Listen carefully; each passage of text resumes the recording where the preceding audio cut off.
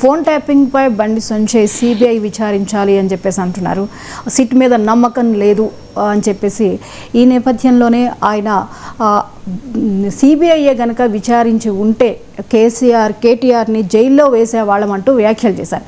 అయితే ఈ వ్యాఖ్యల్ని వెనక్కి తీసుకోమంటూ కేటీఆర్ అంటున్నారు. 48 గంటల్లో క్షమాపణ చెప్పాలి అంటున్నారు. ఇలా చూడాలి సరే. సిబిఐ ఈడీ విచారణకు వస్తే బీఆర్ఎస్ తమకు పెట్లో ఉంటుందని ఇంకేముంది అందులో.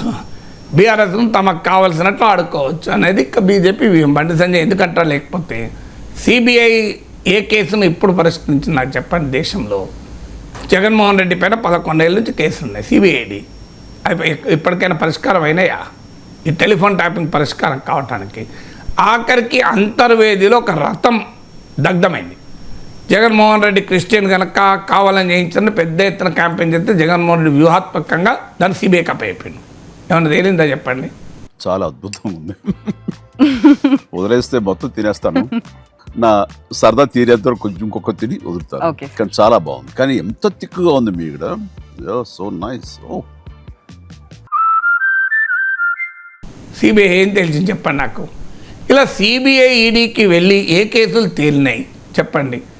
ఇక సిబిఐ ఈడీని దేనికి వాడుతున్నారు? దేశమంతటా మనం అనేక సార్లు చెప్పుకున్నాం. 95% ఆఫ్ పొలిటికల్ కేసెస్ అన్నీ ప్రతిపక్ష నాయకులపైనే ఉన్నాయి.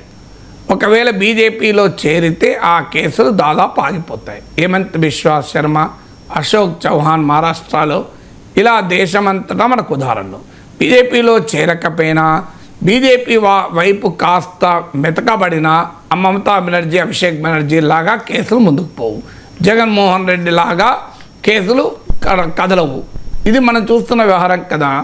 అందువల్ల సిబిఐ ఈడీకి ఇవ్వమని బీజేపీ అడగడం ఉద్దేశం ఏంటంటే, మేము బీఆర్ఎస్తో ఆటలాడదలుచుకున్నాం, మాకు అనుకూలంగా కేసీఆర్ను జుట్టు మా చేతిలో ఉండాలి, అందుకని మాకు అప్పచెప్పండి అని అంటారు.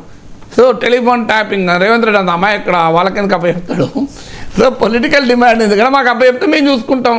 సో సిబిఐ మీకు ఇంకా నీ మీద సిబిఐ కేసు ఉంది, ఈడీ కేసు ఉంది, మా బీజేపీకి మద్దతు ఇస్తావా లేదా, విలీనం చేస్తావా లేదా, మాకు ఎంపీ సీట్లను మాకు ఇచ్చేస్తావా లేదా, ఇట్లా 1,00,000 ప్రెషర్స్ పెట్టచ్చు అనేది ఎత్తుగడ. మాయావతి పైన ఇలాంటి సిబిఐ ఈడీ కేసులు పెట్టడం వల్లనే ఆమె పొలిటికల్ యాక్టివిటీ బాగా తగ్గించుకున్నది అని కూడా మనకు వార్తలు వస్తున్నాయి. మీకు మహారాష్ట్రలోనైతే ఉద్ధవ్ ఠాక్రే మద్దతుదారులైన శివసేన ఎమ్మెల్యేలు బహిరంగంగానే డిమాండ్ చేశారు, మళ్ళీ మనం బీజేపీతో పోదాం, మేము భరించలేకపోతాను ఈ సిబిఐ కేసులు, ఈడీ కేసులని.